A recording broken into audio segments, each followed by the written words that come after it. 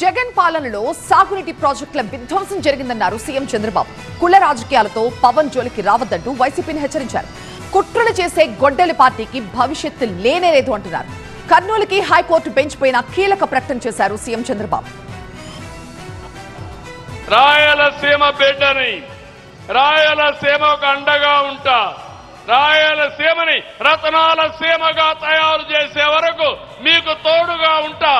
ఎన్జీటీలో మీ ప్రభుత్వంలో స్టే వస్తే stay vacate చేయించలేని వాళ్ళు రాయలసీమ లిఫ్ట్ ఇరిగేషన్ గురించి మాట్లాడతారు.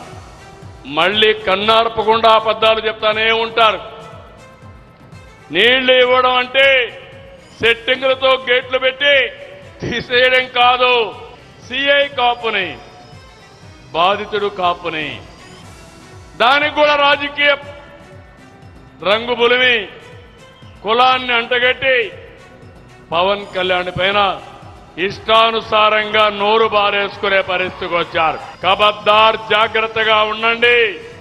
అనవసరంగా నోరు బారేసుకుంటే నోర్లు మూయించే శక్తి ఎన్డీఏకుందని చాలా స్పష్టంగా హెచ్చరించాను. అవునా కాదా?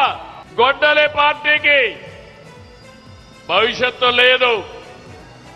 గొడ్డలి పార్టీ ఏం చేసిందో చెప్పగలదా అని మిమ్మల్ని అడుగుతున్నా.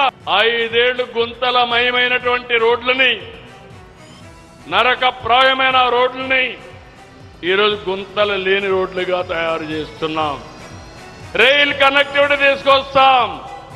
తొందరలోనే బుల్లెట్ ట్రైన్స్ వస్తాయి, హై స్పీడ్ ట్రైన్. కర్నూలుకి మీకు అందరికీ హామీ ఇస్తున్నాం. వీలైనంత తొందరలోనే హైకోర్టు బెంచ్ని, ముందు అవసరమైన సర్క్యూట్ బెంచ్ పెట్టి మళ్లీ హైకోర్టు బెంచ్ని పెట్టే బాధ్యత ఈ ప్రభుత్వం తీసుకుంటామని మీ అందరికీ హామీ ఇస్తున్నా.